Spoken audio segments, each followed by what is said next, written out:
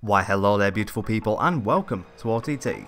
In this drift tutorial we're going to be using the Ford Mustang GT, which was released in a recent DLC called New vs Old, or Old vs New, whichever. And it's a great car and the DLC pack is well worth getting, and if you want to learn how to drift with this car I shall provide you with the setup and I shall show you a little bit of how I drift it. Try and explain the techniques that I use, and hopefully you can duplicate that for yourself and start drifting with this Mustang in the lovely game that is Project Cars.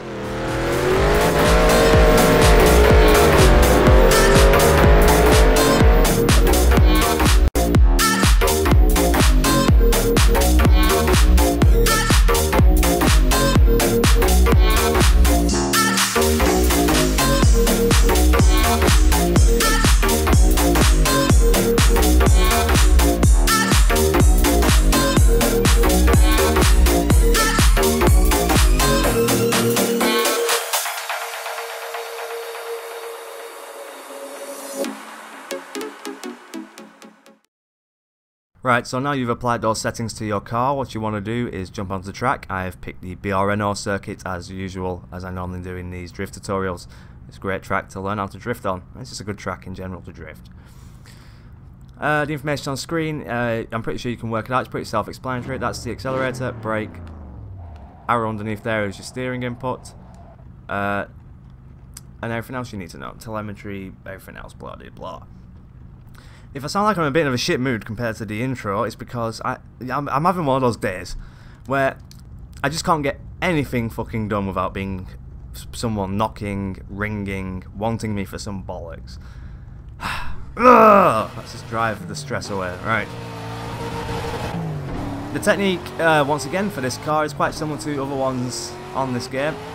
You can use a Scandinavian flick or quite a gentle one to get the back end out. You can use the handbrake, even though the handbrake isn't the most effective thing in this game, but you can still use it. It does help.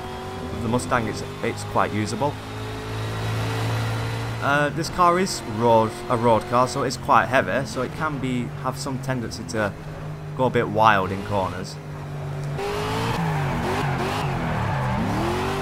Like there, I just went in at wrong angle and wrong speed. You do have quite a heavy front end. So if you do get the entry wrong and you don't tip the front end in and get the back end to lose grip, it will be a bit of a pain in the arse to get it to come out after that. So if you can get your entry right, that will make your life a lot easier. So as you can see there, just before I turned into that corner, I just kind of slammed on the brakes just a bit, just to help unsettle the car, because the way the setup is, I think it's 53% of the braking force to the front.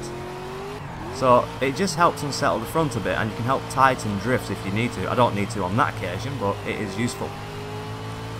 Now I'll start explaining more what I'm doing. Chucking it in. Bit of opposite lock, and I'm having to be a bit careful on the throttle, because it is quite heavy. Now I'm running a bit wide, so I just tapped on the handbrake twice there, very small amounts, nothing too major. It's a very enjoyable car to drive. You can feel the weight quite a lot of the time, but it does have enough power to really keep it going.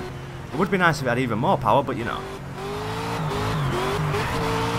So as you can see, the technique's rather simple, it's not really difficult. And it's actually quite a lot of fun, it really is. Now, like I've said in previous videos, Project Cars isn't the easiest game to drift on.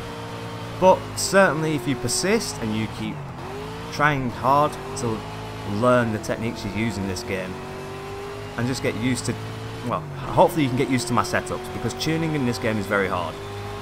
So if you can get used to my setups, hopefully that saves you a lot of hassle. But it is a lovely car, and one last thing I will say is, with drifting this particular car, is don't keep your foot flat all of the time. It isn't going to really get you that much more smoke, and it doesn't really do much else. So you don't need to go full throttle a lot of the time when you're drifting, so just bear that in mind. You don't need to be like a hooligan to do it. I hope this drift tutorial will help you get confident drifting in Project Cars. It really is a lot of fun, and this Mustang is a cracker. So, as always, thank you for watching, I love you all as always, and I'll see you in the next video. For now, goodbye.